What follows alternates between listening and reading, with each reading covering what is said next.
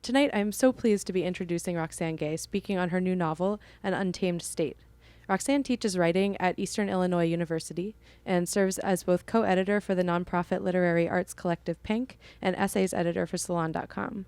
Her writing, fiction and nonfiction, has been published in newspapers, anthologies, literary magazines, online, and in a volume of her own short stories, Aidi. In short, she's a prolific writer, and Untamed State isn't even her only book to be published this year. An equally excellent book of essays entitled Bad Feminist comes out later this summer. Untamed State is a beautifully written novel about a woman kidnapped while visiting her parents in Haiti that Kirkus calls a cutting and resonant debut. There's so much to say about this book. One reason I liked it so much is that it challenges the reader to think. But we're lucky enough to have Roxane here today, and so without further ado, Roxane Gay.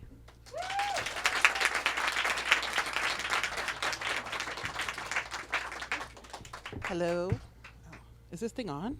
Oh, right. I'm tall. I guess. Hello, Washington, D.C. How is everyone? Good. How great is the heat today? Oh, my God. It was cold and rainy when I left Manhattan this morning, and I just basked when I stepped off the train. I was like, oh, I'm going to enjoy this. And so before I read from my novel, I thought, before I depress you, and I will, sorry, I thought I would read a little bit about Mr. Rogers, because Mr. Rogers is hot, right? Who said woo, right? I mean, Fred Rogers, let's not sleep on him. I have a very active fantasy life, and so I wrote this thing called Brief Encounters with Famous Men, and I wrote about Elliot Stabler, and thank you. I mean, just get it done. Elliot is everything. Yeah. Anyway, don't worry about me and Elliot. We're good. But also I wrote about Mr. Rogers. So, Mr. Rogers was able to wear cardigans with dignity because he's smooth and debonair in the suburban sense. He teaches important things. I am certain he smells like Brill Cream and Old Spice and pot roast. I would make Mr. Rogers a pot roast. I would do so while wearing a smart white apron with a lace hem I tied around my waist in a neat bow. I would even serve Mr. Rogers his delicious pot roast and fresh vegetables and mashed potatoes. I would bake him pie for dessert. Apple with a scoop of French vanilla ice cream or a thick slice of cheddar. When he came home from work, I would make him a highball or a martini. I don't really know what a highball is, but it's a drink, probably fancy. In my head, it involves whiskey. A highball sounds important, like if you are a very important and serious person, you drink a highball. Mr. Rogers would be a good man to come home to, never raising his voice, always talking calmly, treating me nice. When he sat on the bench just inside the front door to change his shoes, I would hold his impeccably shined floor chimes against my chest, carefully undoing the laces. I'd massage his feet between my fingers before sliding his favorite soft slippers onto his feet. I would rest my cheek against his knee. He would hold his hand to my head, and we would sit like that, quietly, together. Mr. Rogers would want to hold my hand as we fell asleep. Most nights, Mr. Roger would pat the empty space next to him and say, "Come join me." He'd say, won't you be my neighbor?" And we would laugh at how so very clever he is. Mr. Rogers would never want a queen-size bed. He would rather share a smaller bed so we can always feel close and special. He would say there should be no such thing as space where love is concerned, and I would think that was the most romantic thing a man could ever say. My mother would disagree. I would lie in that twin bed with Mr. Rogers. He would wear one of those white t-shirts and a pair of neatly hemmed pajama pants, probably with stripes. He would always wear a white t-shirt beneath his dress shirts because that's what a gentleman does. And in bed at night, his t-shirt would smell like his day. Soap, a little sweat, fresh cut grass because he always mows the lawn, whiskey and cigarettes because Mr. Rogers is a good man, but he is still a man. We would make love with the lights off beneath the covers, missionary style, but it would be exactly what I want. Mr. Rogers would be a surprisingly passionate man. He would sweat through the Brill Cream, and his hair would start to hang long against my face. He would whisper secret things, and I would whisper secret things. Every night as we fell asleep, Mr. Rogers would hum, "It's a beautiful day in the neighborhood." And I would think of how nicely his cardigan sweaters looked in the closet next to my dresses. I would say, "Yes, Mr. Rogers, it is." I would always call him Mr. Rogers. Hell. Yes. Just don't sleep on Fred Rogers. Just telling you. So I wrote a novel called An Untamed State. My parents are from Port-au-Prince, Haiti. And growing up, we would go to Port-au-Prince in the summers, and I thought it was paradise because it was such a beautiful place, and we went to the beach, and I had a lot of fun. But the older I got, I started to realize that there was another side to paradise. And so I started to think about that, and I started to think about privilege. And so I wrote this novel. And in it, Mireille Duval is kidnapped when she's visiting her parents with her American husband and 9-month-old son. And she's held for 13 days because her father is reluctant to pay the ransom. He believes that if he pays one kidnapper, he's going to have to pay more because he has a huge family. And he's worked so hard for everything that he has in his life that he doesn't want to sacrifice everything he's done to people who don't value human life. And so the novel is about what happens to Mireille during her kidnapping, and also it explores the aftermath of how she tries to come to terms with her father's betrayal and understanding the Haiti that she never really knew. So I thought I'd read you a couple chapters and then take some questions about this or Channing Tatum, whatever. Everywhere I've gone so far, people have asked me about him, so keep up the good work. So this is the first chapter. Once upon a time, in a far-off land, I was kidnapped by a gang of fearless yet terrified young men with so much impossible hope beating inside their bodies it burned their very skin and strengthened their will right through their bones. They held me captive for 13 days. They wanted to break me. It was not personal. I was not broken. This is what I tell myself. It was hot, nearly 100 degrees, the air so thick it felt like warm rain. I dressed my son, Christophe, in a pair of miniature red board shorts and a light blue t-shirt with a sailboat across the front. I covered his smooth brown arms and his beaming face with sunscreen. I kissed his nose and brushed his thick blonde curls away from his face as he pressed his palms against my cheeks and shouted, "Mama." My husband, Michael, the baby, and I said goodbye to my parents and told them we would be back in time for dinner. Michael and I were taking Christophe to the ocean for the first time. We were going to hold him in the warm salt water as he wiggled his toes and kicked his chubby legs. We were going to throw him toward the sun and catch him safely in our arms. My mother smiled from the balcony where she watered her plants. Wearing a crisp linen outfit and high heels, she blew a kiss to her grandson. She reminded us to be safe. We put our son into his car seat. We handed him his favorite stuffed animal, a little bulldog named Baba. He clenched his beloved toy tightly in his little fist, still smiling. He has his father's temperament. He is usually happy, and that is important to me. Before getting into the car, Michael double-checked that Christophe was strapped securely in his car seat. He put our beach bags in the trunk. Michael held my door open, and when he closed it, he pressed his face against the window and blew air until his cheeks filled. I laughed and pressed my hand against his face through the glass. "I love you," I mouthed. I don't say those words often, but he knows. Michael ran around to his side of the car. After he slid behind the steering wheel and adjusted the mirror, he leaned into me and we kissed. He rested an arm on the armrest between us, and I idly brushed the golden wisps of hair on his arm. I smiled and rested my head on his shoulder. We drove down the long, steep hill of my parents' driveway and waited quietly for the heavy steel gates, those gates keeping us safe, to open. In the back seat, Christophe cooed softly, still smiling. As the gates closed behind us, 3 black Land Cruisers surrounded our car, the air filled with a high-pitched squealing and the smell of burning rubber. Michael's tanned knuckles turned white as he gripped the steering wheel and looked frantically for a way out. His body shook. The doors of all 3 trucks opened at the same time, and men we did not know spilled out, all limbs and gunmetal. There was silence, the air thin, still hot. My breath caught painfully in my rib cage. There was shouting. 2 men stood behind our car, machine guns raised. Michael pressed his foot against the gas pedal to move forward, but a tall man with a red bandana across the lower half of his face, a man holding a machine gun, pounded his fist on the hood of the car. He left a small dent in the shape of his closed hand. He glared at us, raised his gun, pointed it directly at Michael's chest. I threw my arm across my husband's body. It was a silly, impotent gesture. Michael's eyes were bright and arcs of tears trembled along his lower eyelids. He grabbed my hand between both of his, held me so fiercely it felt like all those slender bones would be crushed. 2 men slammed the butts of their rifles against the car windows. Their bodies glowed with anger. The glass cracked, fractures spreading. Michael and I pulled apart and waited tensely, and then the windshield broke, the sound loud and echoing. We covered our faces as shards of glass shattered around us, refracting sharp prisms of light. Michael and I reached for Christoph at the same time. The baby was still smiling, but his lips quivered, his eyes wide. My hands could not quite reach him. My child was so close, my fingers thrummed.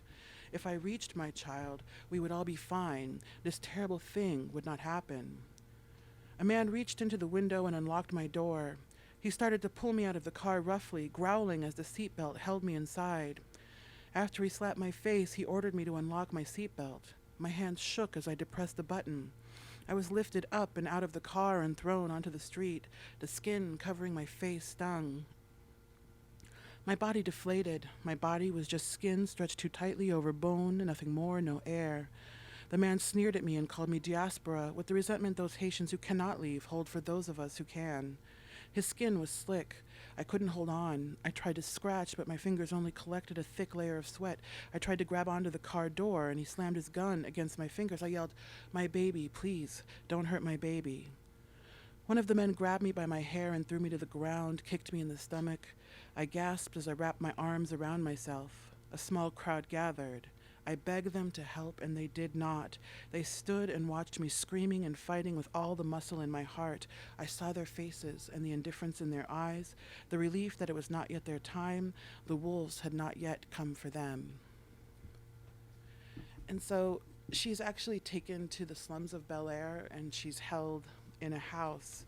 And as she's alone in this room, she starts to think about all the stories that she had heard about kidnapping before this happened to her. And so this is a chapter that starts to look at that. A little water. It was not personal. This is what I told myself as I waited for something to happen, for someone to come find me, save me, set me free. Kidnapping was a business transaction, one requiring intense negotiation and eventually compromise, but I would be safe. I would be returned to those I love, relatively unharmed. There was ample precedent for hope. One of the accountants who worked for my father, Gilbert, was kidnapped the previous year. His kidnappers originally asked for $125,000, but everyone knew it was simply a starting number, an initial conversation. Eventually, with professional assistance and proof of life, his family paid $53,000 for Gilbert. My parents' friend, Corrine Leblanc, was kidnapped not long before I was taken. She and her husband and 5 children lived in Haiti year-round. She always swore to anyone who would listen that were she ever kidnapped, her husband Simon best meet her at the airport with her passport and children once she was returned, because she would never spend another night in the country. Simon was a fat, happy businessman who owned a chain of restaurants and gas stations that did quite well. He laughed when Corrine made such declarations. He didn't yet understand how these things went differently for women. She and the children now live in Miami. She called me when Michael and I returned to the States. Even though we said very little, we spoke for a long time. 2 years ago, the matriarch of the Gilles family was kidnapped. She was 81. The kidnappers knew the family had more money than God. They failed to realize that she was frail and diabetic. She died soon after she was abducted. Everyone who knew her was thankful her suffering was brief until the kidnappers, having learned the lesson that the elderly are bad for business, kidnapped her grandson, who at 37 promised to be a far more lucrative opportunity. When my cousin Gabby was kidnapped, her family paid and she was released in less than 2 days. We marveled for weeks at what a mercy that was. She had always been a frail girl, prone to fits of crying and long depressive spells, where she took to her bed and kept her room shrouded in darkness. After the kidnapping, though, Gabby never cried. She seemed happier, somehow. It was a miracle, her mother said, and the rest of us simply did not know what to think. My negotiations would be more complex and far more costly. A good family name and a prominent father, they come at a high price, even if, in those early days of my kidnapping, we had no idea just how high the ransom would be. My father works in construction, so his office in Port-au-Prince is not well appointed. It's mostly just a space with a door. The floor is covered in cement dust and bits of gravel. Shelves crammed with 3-ring binders, blueprints, and his engineering textbooks from college line the walls. On the coat rack, there are 3 hard hats. One from his first job in the U.S., the one his company gave him when he retired, and the one he bought when he started his own company. When we were kids, my brother and sister and I loved to wear our father's hard hats. They were always too big, but it was fun to pretend that we were just like our father, that we too could build grand things. In my father's office, there is also a desk, wide, made of cherry, polished until it gleams, an imposing contrast to the rest of the office. Each time he hires a new employee, my father invites them to a brief meeting in his office, where he sits behind his shiny desk. He laces his fingers behind his head and stretches his legs. He calmly tells the employees that he will never pay a ransom, not for himself, not for any member of his family. He smiles and says, "Welcome to Duval Engineering." He wants the people who work for him to know the only money they will ever receive from him is money they earn through sweat and hard work. And so, while Mireille is being held kidnapped, she starts to think about her life before and her husband, because that's really how she can cope. And so this is a chapter where she's thinking about the first time she and her husband visited Port-au-Prince and he met her parents.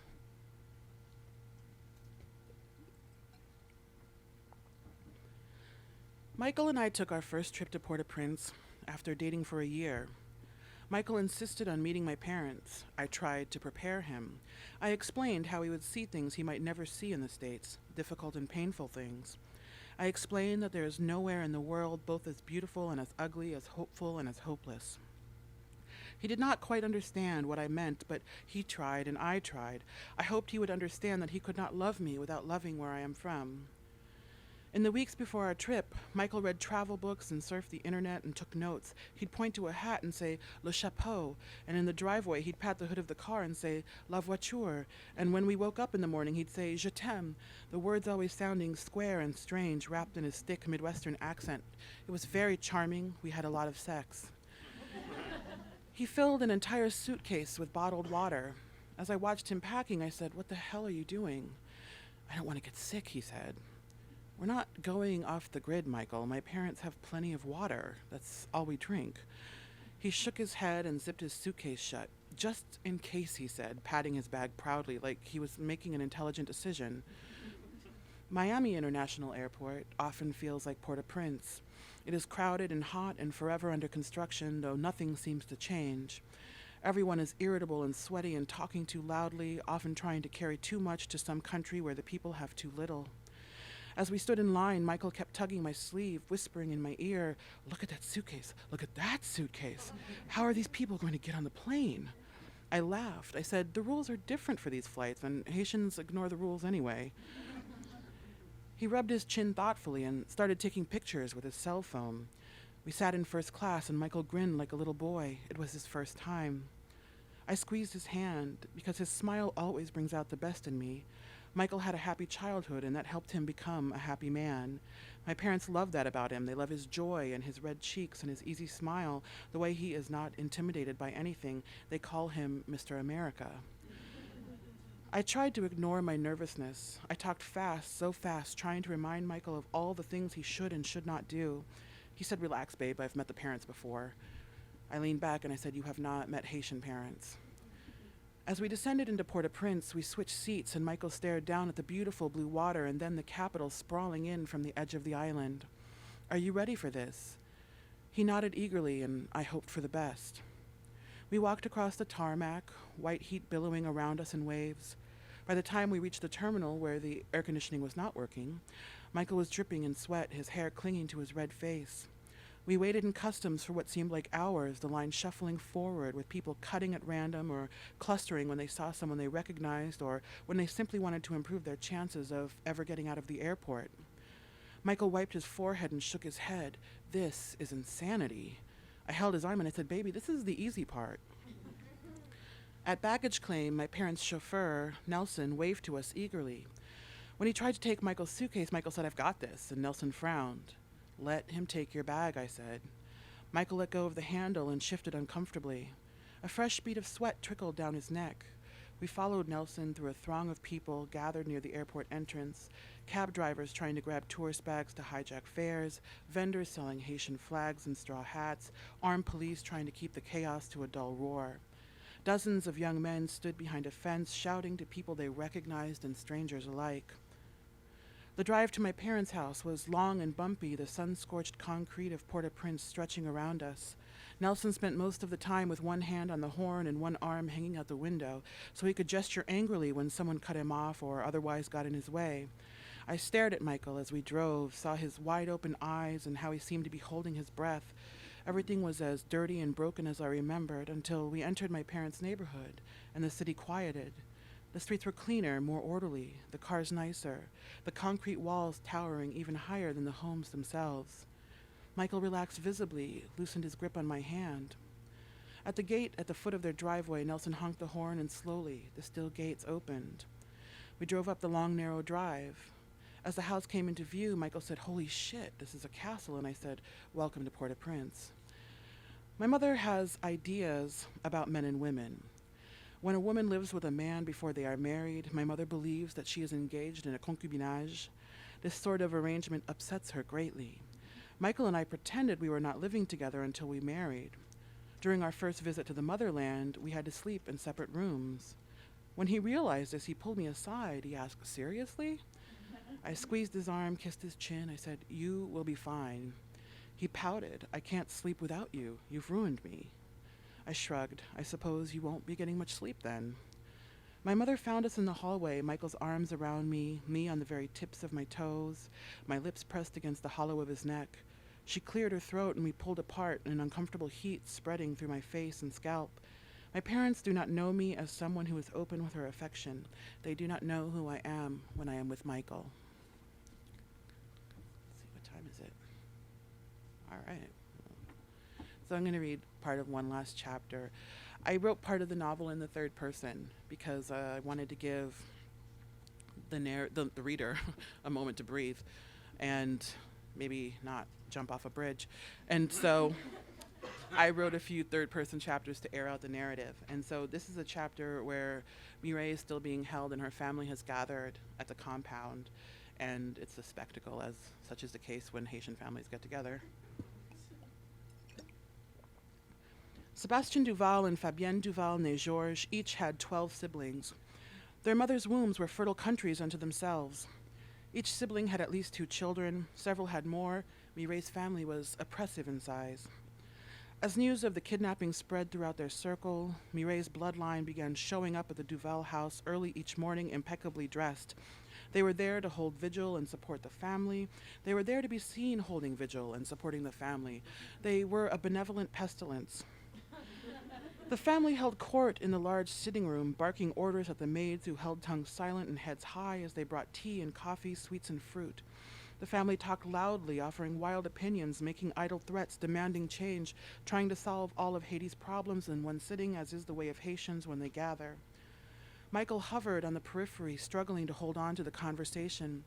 After 8 years with Mireille, he could follow along when people spoke slowly, but with so many people all talking so fast and furious, it was hard to make sense of anything.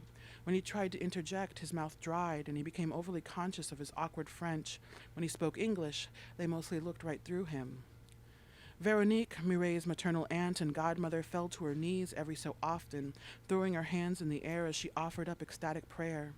Her sister Vivienne shook her head and rolled her eyes and surreptitiously sent her own daughter, safe in Miami, text messages keeping her up to date on the spectacle. Lily and Mathieu, twins, sat side by side, whispering to each other about how this was what happened when you left the country of your birth and assumed you could return without consequence. They were Sebastian's siblings, and they resented how few of his blessings he bestowed onto others. He called them the handouts because their hands were always out. 3 of Sebastian's brothers, Etienne, Bernard, and Benjamin, were doctors, an internist, a gynecologist, a pediatrician. They liked to make jokes about what would happen if they walked into a bar. They stood in a corner, pretending to look busy so they would not have to hear about all that ailed their siblings and in-laws and on and on. Emmanuel, Fabienne's youngest brother, was close to Michael in age. He was the only one who really tried to talk to the American, who was largely distracted, his eyes constantly flitting across the room, as if waiting for someone else to appear. Emmanuel had a flask of rum he offered to Michael, who drank from it eagerly. He gently jabbed Michael in the ribs with his elbows and said, "We'll get her back, man. They can't keep her forever." Michael took another sip of rum, but said nothing. Fabienne sat on a couch against the wall near the middle of the room, flanked by 2 of her sisters. She held her hands in her lap, one leg crossed over the other. The conversation around her was a persistent hum that refused to organize itself into distinguishable sounds. Her youngest daughter, her stubborn, sweet girl, was out there in a city Fabienne loathed, a city she had sworn she would never return to but for the will of her husband. She knew what the curve of Sebastian's spine said and what he meant when his eyes wrinkled at the corners. He made her blood rise in ways that still made her warm everywhere. He was a man who did as he was told when he came to their bed each night, and she said, "In this room, you are just a man. You leave the rest of it beyond these walls." But now, everything out there was spilling into every last part of their lives. This was not supposed to happen. Sebastian had assured her they were safe. Mireille was an American mostly. Fabienne smiled, remembering how when Mireille was young, 8 or 9, she would always answer her mother in English when they were in public, a spiteful thing all the children did to show their parents they were not like them, not at all. And then, 15 years later, Mireille began answering her mother in French no matter where they were. The petty insurrections were over. She loved all her children. Mona, her wild child, always saying, "But Mom," and asking why. Mona, who was still a good girl, as settled as she likely ever would be with the photographer. And Michel, the adventurer, always in some faraway place, trying to put distance, Fabienne understood, between himself and his father. Still, it was her youngest who took up most of her heart. Fabienne longed for a simple pleasure now, all her children in one place, safe with her. Sebastian stood next to the couch, taking slow, careful sips from a small cup of espresso. He had to look calm. He had to be in control. Too many people in the room would be more than happy to see him fall, to plunder all he had built, one thing he had learned in this life. There were always barbarians at both sides of the gate. He looked up from his reverie, but did not dare meet the eyes of the woman who had stood by his side the whole of his life. There Fabienne sat, as beautiful as always, so elegant, her back straight, eyes flashing, dark hair streaked with silver, her face older, but still this was the woman he married, without ever looking back, always faithful. When he looked at Fabienne, everything was good and quiet, and he could step away from the rush of fire that he always felt at his back. Always, in America, he had to prove to himself, to the men he worked with, the men he worked for, the men who worked under him, all men he could outthink on his worst day. He hated how they mocked his accent before clapping him on the shoulder, saying, "You don't mind, do you?" He hated how they were surprised when he did something excellent, and how they never stopped being surprised, even 20 years on. It was not easy to be a man like him in a country where everyone looked upon him with suspicion. Everything he had made of himself, and still these indignities choked him and filled his mouth with bitterness. The easiest decision of his life had been to return to Haiti, where at least he would always be a man among men. Thank you.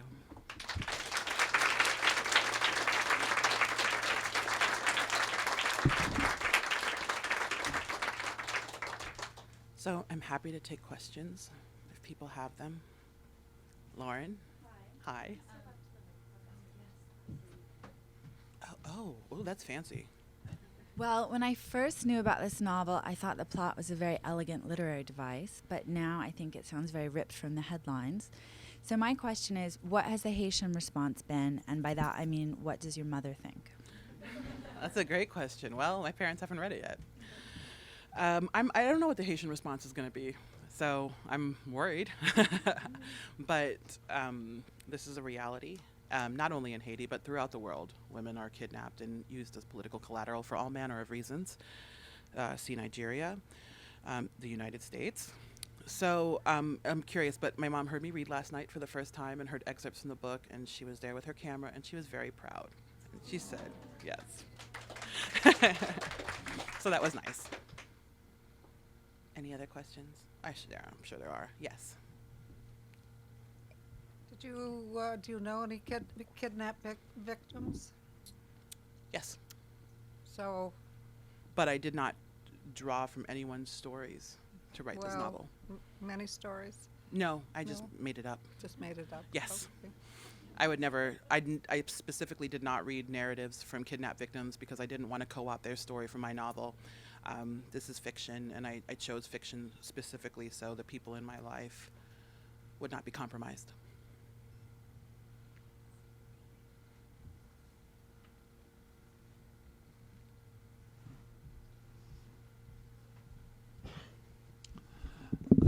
You explained nicely how you happened to choose Haiti for the scene. Yes.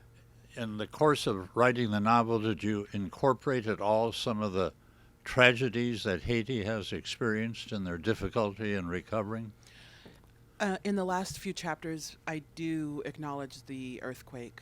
The novel is set in 2008 at the beginning, but it ends in 2013. And I started writing the novel before the earthquake, but there was no way to not acknowledge it. And so it is acknowledged, but it's not something I explore simply because I think it's still too soon and recovery hasn't happened. And actually, I think things are probably worse now than ever. So we shall see what happens. But there's a writer named Dimitri Léger, and he has a book about the earthquake coming out either in 2015 or 2016, a fiction. Hi. Hi, thank you for reading. My pleasure. Can you talk about your relationship to your characters, like throughout the writing process? Sure. They're the voices in my head. When I write, I generally pretend I'm my protagonist and like move through my life thinking, so what's she doing now? And then what am I doing now? I mean, she's not me, but I pretend to be her. And so then I get really irritated when people are like, can you grade my paper? Because I'm like, don't you see I'm in Paris right now? I need you to not speak to me.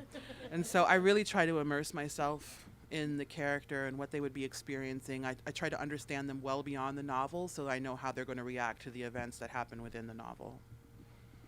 You're welcome. Hi. How are you? Good. I'm just going to talk to you. Like, I'm pretty good. A little tired. She's from NPR. She's very nice. She went to Georgetown. So I have the Channing Tatum question for you. Hell yeah, you do. Since Time Magazine said that this is the year of you, which I think is awesome and correct, when you're in charge, are you maybe going to get Dick Wolf to make an SVU prequel with Channing Tatum as Elliot Stabler? Oh, God, yes. Yes. I had not even considered that, which just goes to show the limits of my imagination. But yes. And then I hope that he casts me. No, I'll play Mariska Hargitay. I could be Detective Benson-ish. I mean, I'm not going to run or anything, but I'll pretend to hold a gun, like, what up? That's a really good question. I interviewed Dick Wolf, actually, and I think he'd be open. No, he wouldn't. Yes. Sorry, I have like a nerdier question. Oh, than I'm that. here for the nerds. So I'm interested in like your decision to make like the voice in the novel like retrospective. So it's like we know that she's survives this obviously, and also just from the parts that you read, she's often reflecting from 2013 or whenever. Yes. Was that always the case in all the drafts, or was that Yes. Always. I wrote it as I was thinking about fairy tales through every aspect of writing the book. And so in terms of structure, once upon a time, there's that frame and that distance. And so it feels like it's present tense at many times throughout the novel, but you always know that she is actually telling this story. And then there's an unnamed narrator telling the story of the third person chapters. Yes. Hi. I have a nerdy writer question too. That's kind of why I'm here. Okay. Apparently it's a bookstore. I think you talked about this in the Salon Q&A the other day, but you know, you write nonfiction and fiction. I just wanted to kind of hear how you're able to switch your brain between writing the two. I find that to sometimes be a challenge. Yeah, definitely. Fiction is where I work out all my rage. And like my questions, and try to understand how can the world become a better place, and how can I become a better person as I move through the world. And fiction is my first love, and when the world is too much, I love to go to fiction because there I get to create the world as I wish it would be. And so that's why it's easy for me to balance and to go back and forth, because it's trying to be here and then trying to be in utopia at the same time. And I'm a Libra. Hi, let me see if I can synthesize what I'm thinking. You spoke about not knowing what the reaction in Haiti will be about this book. Do you find as a writer in the diaspora that there's cultural policing, and or do people not want you to spread bad news, so to speak?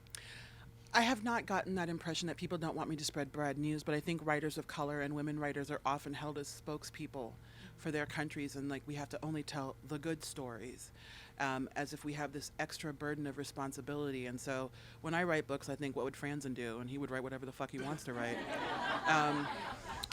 And so that's exactly what I did. But I did so with, I am very protective of Haiti. I think this book is it does offer a harsh judgment, but I think it also offers an honest judgment. And I very much don't want people to walk away thinking that Haiti only has one story or that it's a place not worth visiting. It's absolutely a place worth visiting. Stay at Hotel El Rancho. But this is a thing that happens. And even more so, I'm a novelist, and this is the story I wanted to write, and I had the nerves, and then I just got over them. I was like, no, I'm going to do me. And so I did. I'm glad you did. Thank you.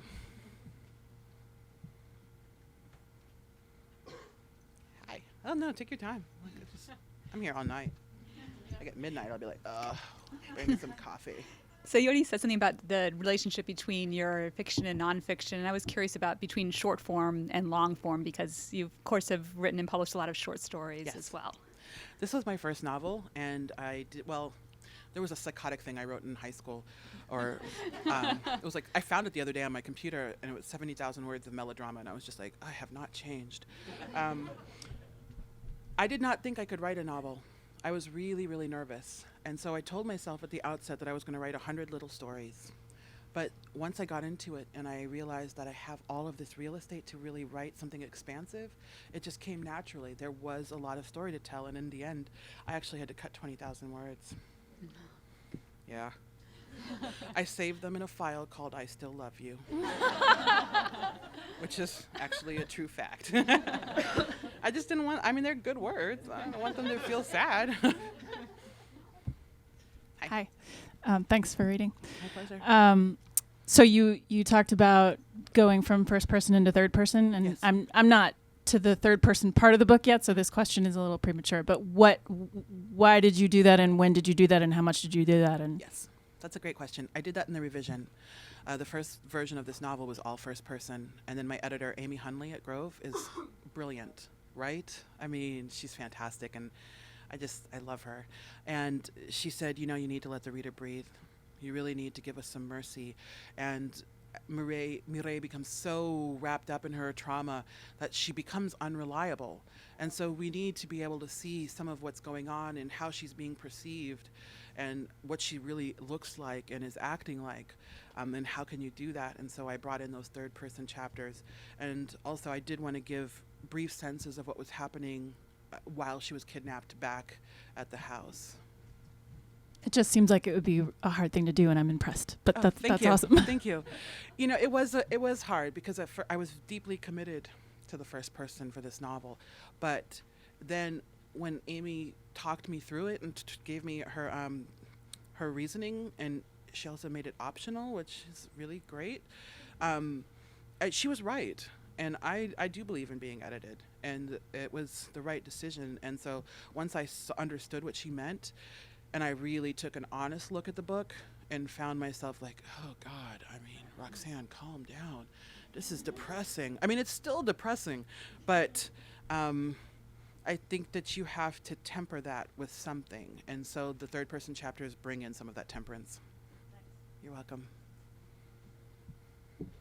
Hi, thanks for reading. It was really lovely. I just had a question more about writing in general. And you mentioned that you got the nerves and then you just got over them, and that seems like quite a distilled version maybe of what you actually did. So I'd just be interested in how, fear in writing and how you kind of push beyond that and actually produce something like this. I'm always terrified when I write because I'm terrified of the exposure, and so I generally delude myself into believing no one reads my work. That's the only way I publish anything. And It's a very good delusion. Thank you. I have to believe that to have some semblance of self-protection, because it's stressful. I love writing and the act of writing, so it's easy in one sense to get over the nerves as long as it's just me. The difficult part is then pushing it away from myself and into the hands of editors and readers. And then I just think courage. You have to have courage, and if people can survive these kinds of experiences, certainly I can write about them.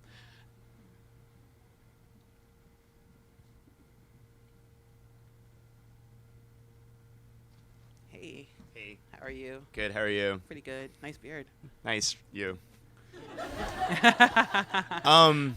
So I've known you like almost half a decade now, and you've taken a really interesting route here, right? Like from when I first was getting to know your writing, you were grinding really hard, submitting to places where no one was probably reading your work. Yeah. Besides me and 30 people. Correct. And now here That's you are. 30 people I know. Right. And now here you are, and Time says it's your year. So what advice do you have for somebody who's starting out and, you know, like what, that's it. That's a great question. I think that you have to be humble, and you have to be totally comfortable with sending your work to the place where 30 people are going to read it. Because it may not seem like anything, but it's a step in the right direction. And I think you have to be relentless. And I think you really have to give a damn. A lot of people try to pretend they don't care about writing and publishing, and I care. I do. I mean, it's not the only thing in my life, I hope. But I very much care, and I am ambitious, and I do have career goals for myself, and I don't apologize for that. And I wish that more writers would and stop saying, well, I wrote this thing and it kind of sucks. Like, that's really terrible advertising. You know what? I wrote this thing and it's fucking awesome. And you should check it out. So I think you have to believe in yourself, but you also have to be willing to be edited and to know that you're not always going to be awesome. Any awesome that I am is because editors have held my hand and mentors have held my hand along the way. And I also think that sort of once you get to some level of success, you have to share the ladders that you used, and you have to create opportunities for other writers. You cannot just hold the sacred space for yourself.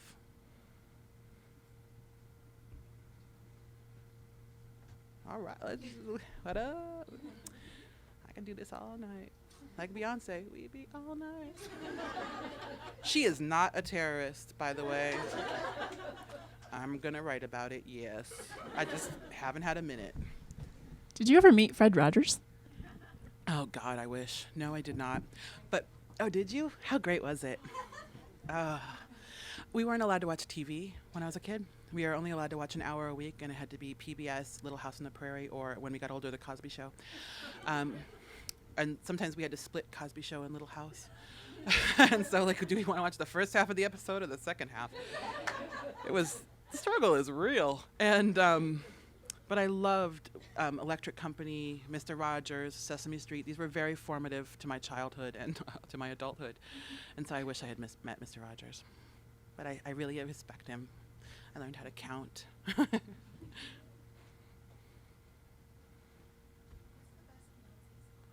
Oh, come on. Drunken Love. Minus the Jay-Z part. When he comes on, I just pretend he's not there. Though, I do think he brings up interesting questions about the Warhol. Has it been repaired? What is it worth now? And then what was he thinking talking about Eat the Cake anime? Like, you have some nerve. You have some nerve. But it's Drunken Love because, like, surfboard and she was drinking watermelon, and it's just, like, logistically there's a lot to think about there. It is. Like, how is she drinking? Is there a straw in the watermelon? I don't know. This is how I spend my time. Hi. Hi. These days, it's getting harder and harder to get an agent. Yes. And an editor. Can you share a little bit of how that you got one? Yes. I am really sorry for this story I'm about to tell you. I've queried one agent in my life. I got the first agent I queried. But I researched her for a long time, and I queried a new agent at a fancy agency. And that's how I got my agent. And then my second agent, who is my current agent, is just amazing. And so was my first agent, and we're actually still friends. she solicited me and she was like, I want to represent you. And she was just so hardcore about it. I was like, this is someone who's going to sell my book. And lo and behold, she did. I think you just have to do research. You have to be persistent. You have to stop listening to the myriad of just terrible writing advice. Writing advice is terrible. It's like people take all their emotional issues about writing and they put them into advice. And then they're like, hey, go fail. No. If you want an agent, you will get an agent eventually if you have the writing talent. And you know, it's so arbitrary what agents are looking for. And so I wish that there was a magic answer I could give you where you can just go tomorrow and find one. But you have to be persistent. You have to do your research. You have to follow the directions because they're inundated with queries. And all the agents I know, just it's so irritating for them to just get something like YA when all they represent is biography. And so just know what you're doing. And then trust your agent to know what's best for where your work should go. And then also know when it's time to say goodbye to an agent. But it is hard, but I do not think it's as hard as the lore tells us. I think we buy into that lore because we all want our moment now. And I think the internet has collapsed expectation in some really unhealthy ways where people pay too much attention to each other and they see that this person got an agent in some magical way. Why hasn't it happened to me? And oftentimes you'll talk to people and realize that they have not yet written a book. So first write a book. You would think, but you know, the first time I wanted an agent, I was like, I really want an agent. And I was like looking at all these people doing cool things, and then I realized I hadn't written a book yet. I actually got an agent with a short story collection, but that collection hasn't sold, so it will now. No. I'm just kidding. It won't. Hi. Hi. So I have a question that's partly a writing process question, partly a thematic question. I was so struck by your line about barbarians on both sides of the wiki. And I wonder if you find it hard when you're writing to be sort of equally empathetic for different characters. I find that's a thing I struggle with. But I made sure to do it. Like, I think I did it. That you come to understand the kidnappers and their motivations, and you come to understand why Sebastian doesn't pay the ransom. It doesn't justify it, doesn't make it okay. But nobody is any one thing. And the minute I learned that, I just used that as a guiding principle for my writing. Like, no one is perfect. And so in the first version of the novel, Michael was very perfect, which was deliberate because he was Prince Charming. Haha. But I realized that it was not good. And some people still think he's a little too perfect, but that's okay. Prince Charming rides again. But I did try, and I just thought, what would make someone so desperate that they would think it's okay to steal someone from their life? Like, can you imagine the circumstances that lead to that sort of thing? Like to watch your child go hungry, to watch your parents work themselves to the bone. I think that when you live in that kind of abject poverty, anything is possible. And I don't justify it, but I am certainly not, as someone who grew up in the well-manicured suburbs of Omaha, Nebraska, I mean, it's far be it from me to be like, ooh, don't do that. I mean, don't do that, but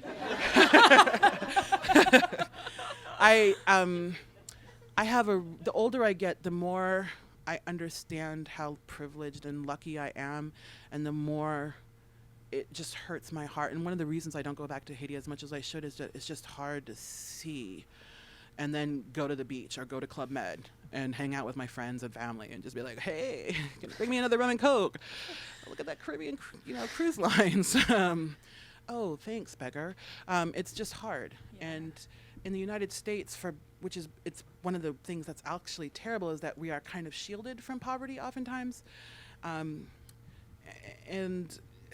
it's just hard. And so I wanted to understand that in this novel, and I hope that I at least tried. Well, that actually answers the other question I was going to ask, which is like, how much does the matter of like having two different homes or two places where you, to some degree, identify with, like, play into being able to see those different sides? It sounds like a lot. Like a lot of my early writing, if you go back and like uncover the dreadful essays from the 90s, a lot of my early writing was about sort of having 2 feet in 2 different worlds, being Black and Haitian, and being Haitian and American, and being Haitian in America and not connecting with certain Black American communities, and I just wrote many, many tragic essays. Like, I don't know, where do I fit? Like, girl, the internet.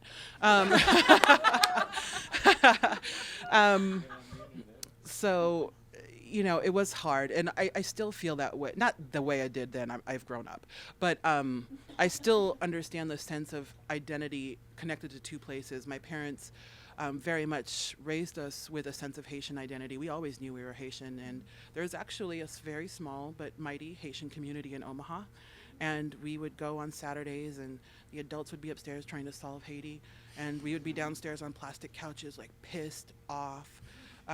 But I'm grateful for that because I always knew that I had people. Any other questions? Oh, yeah.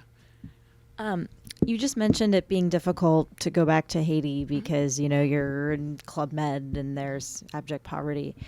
Is it difficult writing fiction and knowing that I'm going to phrase this really poorly and offensively, and knowing that, like, you know, it's just a book and it's not actual aid? I mean, I don't know if you're donating proceeds or whatever, or do you have a sense of we need fiction in the world because it pulls back a curtain, or, I mean, how do you, like, reconcile that? Oh, that never comes up for me. We need fiction in the world. And I think I do a lot of activism, and I'm super comfortable with just writing a novel. It's hard to know how to help. I think that as individuals, we want to do something, but the problems in Haiti are so profoundly systemic that it's not going to take the Red Cross or individuals. We've seen what happens when NGOs go to Haiti. They take all the money, and that's what they've been doing since the earthquake. So what we really need is some sort of political overhaul, and as one writer, I cannot begin to fathom how to begin that kind of change. But it's on my mind, but it doesn't plague me. Do you feel like your writing is your activism in some sense? In terms of Haiti, no. I would never try to claim that space. There are Haitian writers who are doing that work every single day who deserve the credit for that. Edwidge Danticat leading the way. So I'm just getting my feet wet, and I always try to sort of just ground my position and sort of, you know, what I'm doing as a Haitian American. But I also do think that I am bringing attention to Haiti and hopefully making people more aware of a country that's like 700 miles from the United States border.